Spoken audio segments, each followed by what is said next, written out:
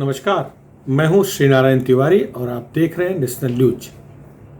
आज चर्चा छत्तीसगढ़ एनएसयूआई में हुई मारपीट पर है। छत्तीसगढ़ एनएसयूआई के पदाधिकारियों के बीच, कार्यकर्ताओं के बीच राष्ट्रीय अध्यक्ष नीरज कुंदन के सामने शुक्रवार को जमकर मारपीट हुई। करीब 45 मिनट तक लात, घूंसे, कुर्सियां, बेल्ट चले। कई कार्यकर्ता घायल हुए। इसके बाद प्रदेश कांग्रेस के जो वरिष्ठ नेता रायपुर में मौजूद थे, कार्यक्रम स्थल पर मौजूद थे, वो बीच बचाव किए। इससे मामला शांत हुआ, वरना इसका स्वरूप और बिगड़ सकता था। क्या हो गया है छत्तीसगढ़ के कांग्रेस पार्टी के नेताओं में, छत्तीसगढ़ कांग्रेस पार्टी कार्यकर्ताओं में, छत्तीसगढ़ के सरकार में शामिल पदाधिकारियों में क्या हो गया है? आश्चर्य की बात है, कांग्रेस के पास गिन चुनकर 3 ही राज्य हैं जहां पर कांग्रेस की सरकारें हैं। पंजाब, छत्तीसगढ़ और राजस्थान। तीनों जगह पर सरकार में विवाद है, सरकार में फूट है, पार्टी में विवाद है, पार्टी में फूट है। जिला स्तर से लेकर के ग्राम स्तर तक, प्रदेश स्तर से लेकर राष्ट्रीय स्तर तक कांग्रेस में फूट, विवाद, विभाजन की नीति, विभाजन क्यों हो रहा है, कुछ समझ नहीं आ रहा है। इसे क्या कहा जाए? कई बार कांग्रेसी जो चाटुकार कांग्रेसी हैं वो इसे लोकतंत्र कहते हैं, कहते हैं लोकतंत्र है, बोलने की आज़ादी है, इसे विभाजन न कहा जाए, इसे मतभेद न कहा जाए, ये बोलने की आज़ादी है, अभिव्यक्ति की आज़ादी है। तो जो शुक्रवार को रायपुर में, रायपुर अर्थात छत्तीसगढ़ की राजधानी रायपुर में हुआ एनएसयूआई कार्यकर्ताओं के बीच, क्या यह अभिव्यक्ति की आज़ादी थी? क्या यह इसे ही अभिव्यक्ति की आज़ादी कहते हैं? या इससे पहले जसपुर में जो मंच पर ही पूर्व जिला अध्यक्ष की कुटाई हो गई थी, माइक छीन लिया गया था, क्या वह अभिव्यक्ति की आज़ादी थी? क्या यही लोकतंत्र है कांग्रेस का? इस तरह के सवाल तो पूछे जा रहे हैं और पूछे जाने भी चाहिए। कांग्रेस वह पार्टी है जिसके बारे में दावा किया जाता है कि आज़ादी दिलवाने वाली यही पार्टी है। खैर, आज जो कांग्रेस है, यह कांग्रेस तब नहीं थी। तब सारे भारतीय खुद को कांग्रेसी कहते थे। जो भी आज़ादी की लड़ाई में कूदता था वह कांग्रेसी कहलाता था। वह कांग्रेस अलग थी। आज कांग्रेस, इंदिरा कांग्रेस कह लीजिए, सोनिया कांग्रेस कह लीजिए, राहुल कांग्रेस कह लीजिए, यह कांग्रेस है। तो सोनिया कांग्रेस, राहुल कांग्रेस में जो आज चल रहा है, क्या यह अभिव्यक्ति की आज़ादी है? यह सवाल कांग्रेस के वरिष्ठ लोग पूछ रहे हैं। जो G23 के नाम से चर्चित हैं, कपिल सिब्बल वगैरह, ये भी यही सवाल कर रहे हैं कि कांग्रेस में अभिव्यक्ति आज़ादी गई कहाँ? मारपीट आज़ादी नहीं हो सकती।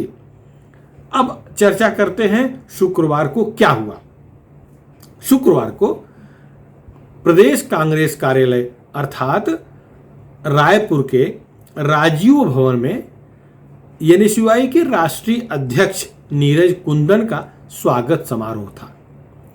नीरज कुंदन पहली बार रायपुर आए थे। एक्चुअली वो राष्ट्रीय आदिवासी नृत्य समारोह में शामिल होने आए थे। इस मौके पर संगठन के लोगों से पार्टी मुख्यालय में बैठक करने वाले थे। संगठन को मजबूती प्रदान करने के लिए चर्चा करनी थी और प्रेस कॉन्फ्रेंस भी करनी थी। ये शुक्रवार दोपहर की बात है। कुंदन पहुंचते हैं कार्यालय पर, अर्थात राजीव भवन पहुंचते हैं। वहाँ भारी भीड़ थी, एनएसयूआई के लोग जमा हुए थे और एनएसयूआई के लोग कुंदन को देखकर इतने उत्साहित हो गए कि अपना प्रदर्शन करने के लिए, अपनी उपस्थिति दर्ज कराने के लिए आगे आने की होड़ में ऐसे पिल गए कि एक दूसरे को पीटने लगे। नीरज कुंदन देख रहे हैं, उनके सामने पिटाई शुरू हो गई, कुर्सियां चली। ये वीडियो बाहर है, सार्वजनिक हुआ है, सोशल मीडिया पर छाया हुआ है। कुर्सियां चल रही हैं, बेल्ट निकाल के दूसरे को मार रहे हैं, हाथ पैर लात चल रहे हैं और ये राष्ट्रीय अध्यक्ष के सामने। क्यों हुआ, अधिकृत तौर पर तो कोई कुछ नहीं कह रहा है, लेकिन जो खबर है वो ये है कि एनएसयूआई में जो नियुक्तियां हुई हैं उसको लेकर काफी नाराजगी है। 4 अक्टूबर को नीरज पांडे को एनएसयूआई का प्रदेश अध्यक्ष चुना गया।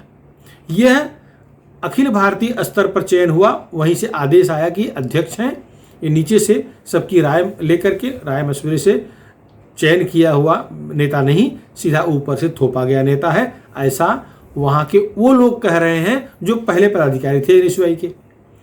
इससे पहले वहां आकाश शर्मा एनएसयूआई के प्रदेश अध्यक्ष थे। जब राष्ट्रीय अध्यक्ष रायपुर पहुंचे, राजीव भवन पहुंचे, तो दोनों पूर्व अध्यक्ष की टीम के सारे लोग और मौजूदा अध्यक्ष के टीम के सारे लोग, सारे पदाधिकारी होड़ में लगे थे, ये दिखाने में जुटे थे कि वो सबसे अधिक ताकतवर हैं, वो लोग सबसे अधिक प्रभावशाली हैं। इसी में मारपीट हो गई। नीरज पांडे के गुट के लोग भी बड़े पैमाने पे आए थे, शक्ति प्रदर्शन करना था, जिंदाबाद जिंदाबाद नारे लग रहे थे।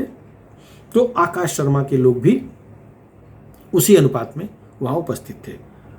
आकाश शर्मा के साथ भावेश शुक्ला जो राष्ट्रीय संयोजक हैं, हनी बग्गा, मेहताब हुसैन जैसे प्रमुख लोग थे। बताते हैं कि मेहताब हुसैन आगे बढ़कर मारपीट शुरू करवाया। रीजन स्पष्ट था कि राष्ट्रीय अध्यक्ष के सामने अपना वजूद प्रमाणित करना कि हम ताकतवर हैं, पार्टी को, एनएसयूआई को आगे ले जाने की क्षमता हमारे अंदर ज़्यादा है। खैर, कुछ प्रमाणित हुआ नहीं, मारपीट हुई, बदनामी हुई।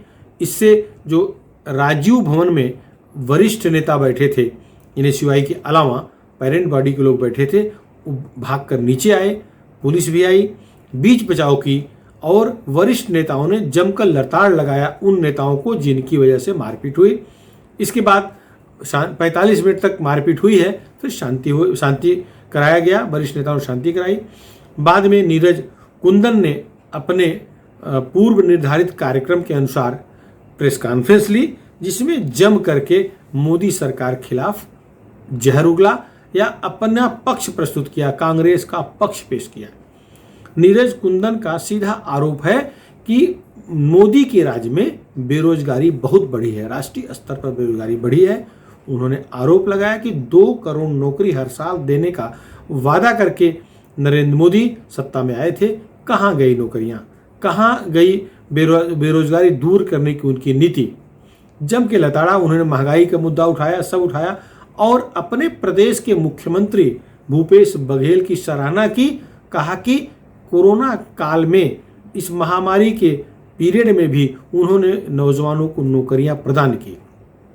वैसे राष्ट्रीय स्तर पर यह मजाक होता है, जहां जहां बीजेपी की सरकारें हैं वहां बेरोजगारी है, और जहां जहां गैर बीजेपी की सरकारें हैं, कांग्रेस की सरकारें हैं या अन्य विपक्षी पार्टियों की सरकारें हैं, वहां बेरोजगारी नहीं है। इस तरह का मजाक उड़ाया जाता है, राष्ट्रीय स्तर पर जाता है।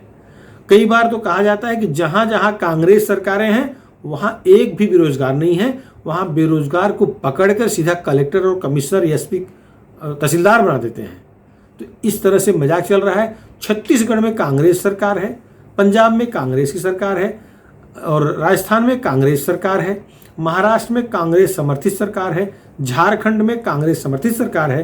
तो वहां तो बेरोजगारी होगी नहीं, वहां तो सारे नौजवान को पकड़ पकड़ के, सारे बेरोजगार नौजवानों को पकड़ पकड़ के सरकारी नौकरी में जबरन बैठा दिया जा रहा है, ऐसा लग रहा है। जिस तरह के आरोप लगाए जाते हैं, वैश्विक महामारी चल रही है, बेरोजगारी बढ़ी है, भारत में नहीं समूचे विश्व में ये बेरोजगारी बढ़ी है, ये सच्चाई है। खैर, नीरज कुंदन राजनीतिज्ञ हैं, नेता हैं, वो अपने पार्टी का पक्ष रखेंगे, रखना भी चाहिए, होना भी चाहिए। लेकिन उनके आने के साथ ही जिस तरह से मारपीट हुई, जिसे कांग्रेस वाले हमेशा कहते हैं अभिव्यक्ति की आज़ादी, मत प्रदर्शन की छूट, तो वो मारपीट तो नहीं हो सकती ना। अभिव्यक्ति की आज़ादी मतलब मारपीट तो नहीं हो सकती। छत्तीसगढ़ में आजकल पिछले कुछ महीनों से देखा जाए, जो भी कार्यक्रम कांग्रेस की तरफ से आयोजित किए जाते हैं वो शांतिपूर्वक संपन्न नहीं होते। कुछ न कुछ विघ्न बाधाएं, मारपीट, 3-5 होता ही रहता है। थोड़े दिन पहले की बात 23-24 अक्टूबर की ही बात है। जसपुर जिला मुख्यालय में पार्टी कार्यक्रम था, जहां पर पूर्व जिला अध्यक्ष पवन अग्रवाल भाषण देने उठे। पार्टी कार्यक्रम था, वहां भी पार्टी के राष्ट्रीय सचिव सप्तगिरी शंकर उल्का बैठे थे मंच पर। पवन अग्रवाल भाषण देने खड़े हुए। जब उनकी बारी आई तब माइक उन्हें मिला, भाषण देने खड़े हुए। पार्टी के उत्थान के लिए, पार्टी के विकास के लिए, पार्टी के प्रसार के लिए वो अपना मत व्यक्त किए। इसी दौरान वो टीएस सिंहदेव की बात उभार दिए। वो 2.5 साल के मुख्यमंत्री की चर्चा उभार दिए। उनके ये बोलते ही वहाँ उपस्थित दूसरे गुट के लोग, अल्पसंख्यक प्रकोष्ठ के जिला अध्यक्ष इफ्तिखार हसन दौड़े दौड़े आते हैं, माइक छीन लेते हैं और वहीं मारपीट शुरू हो जाती है। मंच के नीचे बैठे लोग भी ऊपर आ जाते हैं और वहाँ कुटुंबस कार्यक्रम हो जाता है। इसका वीडियो पूरा सोशल मीडिया पर वायरल हुआ। बहुत जगहसाई हुई, कांग्रेस की थू हुई।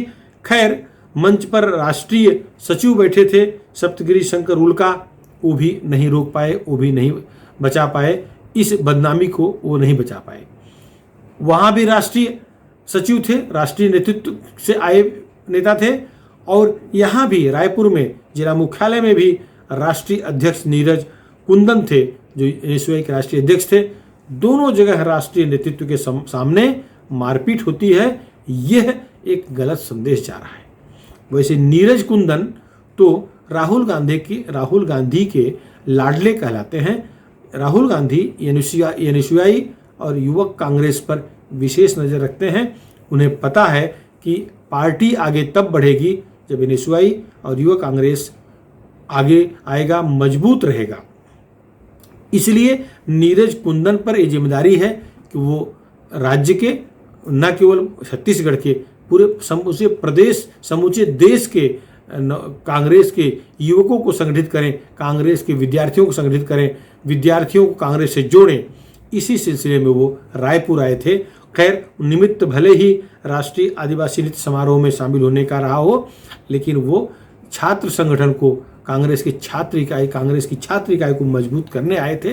मजबूत करते करते किस तरह से पिटाई हो गई। खैर, अगर पिटाई को अभिव्यक्ति की आज़ादी कहा जा रहा है तो एक तरह से ये लोकतंत्र ही माना जाए, जैसा कांग्रेस वाले कहते हैं। इस पर चर्चा करना आवश्यक भी नहीं है। ये उनका लोकतंत्र, उनकी अभिव्यक्ति आज़ादी, उन्हें मुबारक हो। लेकिन जो जनता में संदेश गया है वो अच्छा नहीं गया है। छत्तीसगढ़ छोटा सा राज्य है, छत्तीसगढ़ बहुत विकसित राज्य है ऐसा नहीं है, कृषि प्रधान राज्य है। वहाँ की सारी अर्थव्यवस्था लगभग कृषि पर निर्भर है। धान का कटोरा कहलाता है। सबसे उत्तम किस्म का चावल वहाँ पैदा होता है। किसान मेहनती हैं, परिश्रमी हैं, इसमें कोई दो राय नहीं है। लेकिन नेतागण आपस में मारामारी कर रहे हैं, ये बड़े आश्चर्य की बात है। और ये तो छोटी बात का, ये तो पार्टी लेवल की बात हो गई। सरकार में भी इस तरह के सत्ता संघर्ष चल रहे हैं। जैसे कि राहुल गांधी के समक्ष जिस तरह से चुनाव जब संपन्न हुआ था, विधानसभा का जो समझौता हुआ था 2.5 साल मुख्यमंत्री रहने का, तो 2.5 साल भूपेश बघेल मुख्यमंत्री रहते और 2.5 साल टीएस सिंहदेव जो वर्तमान में स्वास्थ्य मंत्री हैं वो मुख्यमंत्री रहे, ऐसा समझौता हुआ था। इसी आधार पर बघेल को पहला 2.5 साल मिला था। लेकिन बघेल कुर्सी छोड़ने को तैयार नहीं है। इस पर बताया जा रहा है कि टीएस सिंहदेव गुट एकदम से खफा है। आगे कोई भी फैसला वो गुट ले सकता है, भाजपा नज़र रखे हुए है। खैर, टीएस सिंहदेव मुख्यमंत्री हों या भूपेश बघेल मुख्यमंत्री हों, इसमें कोई फ़ायदा नुकसान वहाँ की जनता का नहीं होगा। ये फ़ायदा नुकसान कांग्रेस का होने वाला है। यदि टीएस सिंहदेव बगावत करते हैं तो कांग्रेस के भारी नुकसान हो जाएगा। यदि टीएस सिंहदेव बगावत नहीं करते हैं और उन्हें सत्ता हस्तांतरित होकर के आसानी से मिल जाती है तो कांग्रेस का फायदा होगा। कोई मुख्यमंत्री रहे, जनता का काम तो होना ही चाहिए। ये बने चाहे वो जो मौजूदा मुख्यमंत्री बरकरार रहें या नए मुख्यमंत्री बने, इससे देश में भले ही प्रभाव दिखे, बाकी अन्य राज्यों पर कोई असर नहीं पड़ेगा, लेकिन एक संदेश जरूर जाएगा कि वहाँ बगावत का सुर तेज हो रहा है। पंजाब विघटन की स्थिति में पहुंच चुका है, छत्तीसगढ़ में विघटन न हो, इस पर नज़र रखना पड़ेगा। फिलहाल इस मुद्दे पर इतना ही। आपको हमारा वीडियो कैसा लगा, पसंद आया हो तो शेयर करिएगा। और हाँ, यदि अभी तक आप हमारे चैनल नेशनल न्यूज़ चैनल को सब्सक्राइब न किए हों तो कृपया सब्सक्राइब कर लें। धन्यवाद।